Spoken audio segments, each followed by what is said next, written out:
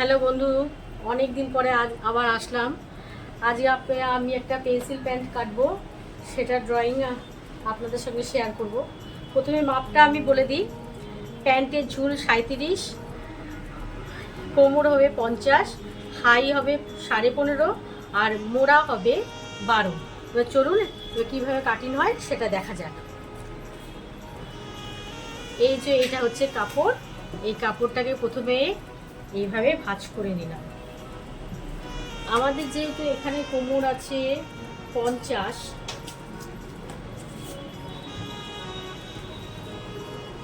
তাহলে আমাকে এখানে কাপড়টা আগে দেখতে হবে 50 আসে কততে।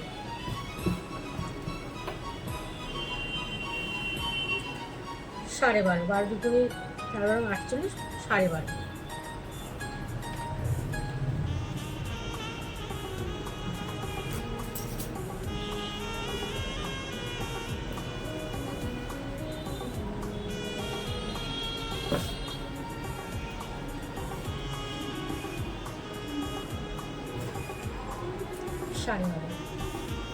এবার দেখা যাক ঝুল আছে 37।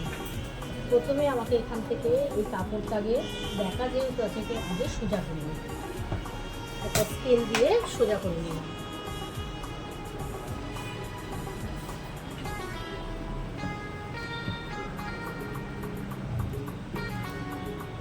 কাপড়টা দেখা আছে তাই এই জায়গাটা একটা সোজা দাগ দিয়ে নিলাম।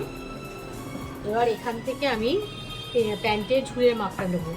ঝুল আছে 37, 2 ইঞ্চি কোমরের ইলাস্টিকের জন্য যাবে। প্রথমে আগে 2 ইঞ্চিটা মার্ক করে নিই। 2 ইঞ্চি মার্ক করা হয়ে গেল এখানে। এবার আসবে ঝুল 37 আনতে হবে। 37 এই হচ্ছে প্যান্ট ঝুলের মাপ আসলো।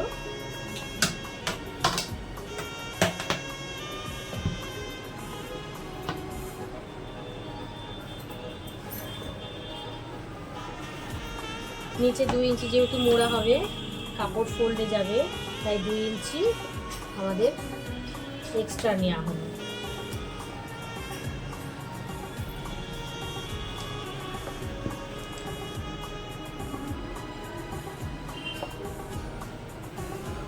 টোটাল ঝুলের মাপ কমপ্লিট।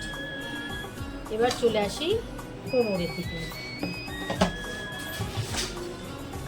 কোমর যেহেতু আমাদের হাই আছে 15.5, মানে এখান থেকে এটা নামানো হবে 15.5, হাফ ইঞ্চি এক্সট্রা নিয়ে, যেহেতু মোড়াতে চলে যাবে সেজন্য 16। কোমর এটাতে 14.5, 14.5 বেশি নামানো যায় না, কিন্তু যেহেতু খুব হাইটা মোটা, কোমর মোটা বলে সেজন্য আমরা এখানে 15.5তে রাখছি। না হলে নর্মাল যদি ফিগার হয় কাউর, তাহলে সেক্ষেত্রে 14 হলেই ঠিকঠাক হয়। তো 15.5 রেডি হবে, তাই হাফ ইঞ্চি এক্সট্রা নেওয়া হলো এখানে ইয়ে করার জন্য। ঠিক আছে, 16তে রাখা হলো। আর এটা যেহেতু 48, 50 আছে, কোমরটা এই 50-এই রাখা হলো। এই এবার এখানে আমরা একটা সোজা দাগ কেটে নেব।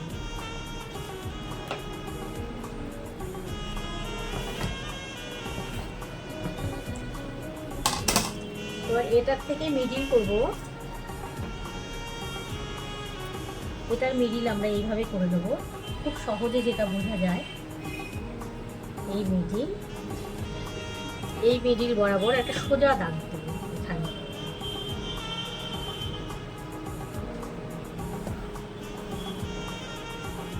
এই হচ্ছে আমাদের মিডিল আসলো।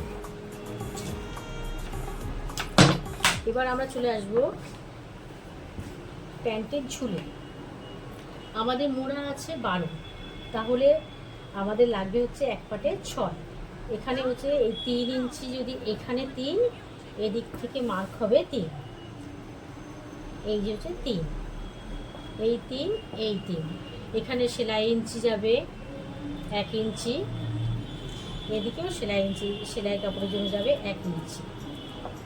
এইগুলো মার্ক। এবার আমরা এইটার সাথে, এই পোর্শনের সাথে এই পোর্শনটাকে মেলাবো।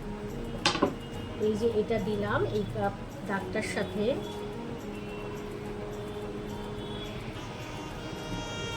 এই দাগটা এইভাবে মেলাবো। আর এইটা সোজা স্ট্রেট যাবে 2 ইঞ্চি যেটা আমরা নিয়েছি এক্সট্রা, নিচের দিকে ফোল্ড হবে যে কাপড়টা। আর এইটাকেও আমরা ঠিক এইভাবেই মেলাবো, এই মেলালাম। আর এইটা যেহেতু হিপ লাইন, সেই জন্য এখানে অল্প একটু হালকা করে আমরা এরকম শেপ দেব, হালকা করে, তাহলে এটা সুন্দর বসবে। আর এটাকেও হালকা করে একটু শেপ দেব।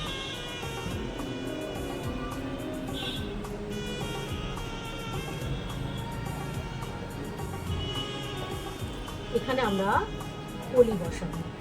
তো চলুন এবার এটা আমরা কেটে নিই।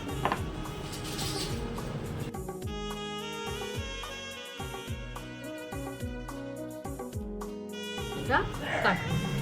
ব্যাক পার্টটা এর উপরে বসিয়ে নিলাম। ব্যাক পার্টটা বসিয়ে নিয়ে আমরা উপরের দিকে 1.5 ইঞ্চি এক্সট্রা কাপড় রাখবো,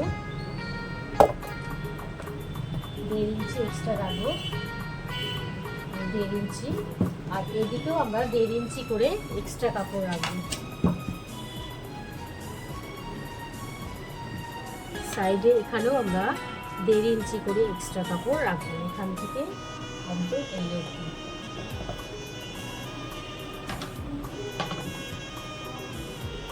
দেড় ইঞ্চি করে এই সোজা দাগ দিয়ে নিলাম। ওপর দিকেও 1.5 ইঞ্চি এক্সট্রা থাকবে।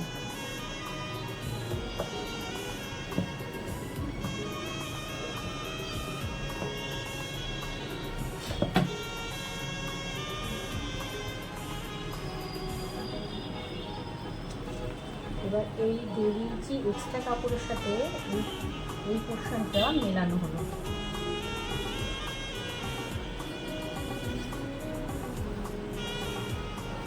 এখানে মেলানো হলো। আর এখান থেকে আমরা 1.5 ইঞ্চি করে সব জায়গায় 1.5 ইঞ্চি করে এক্সট্রা করে আমরা নিতে থাকবো।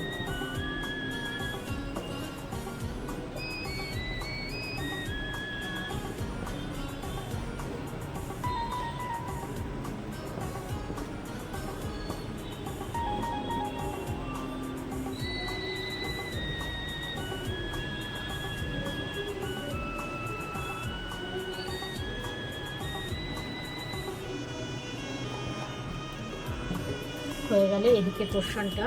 এবার এটা হচ্ছে পেট দিকে, এটা হচ্ছে সাইডের দিকে।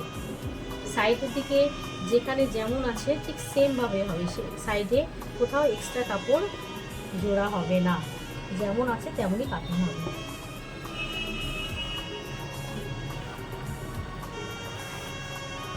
এবার আমরা এটাকে কেটে নিচ্ছি।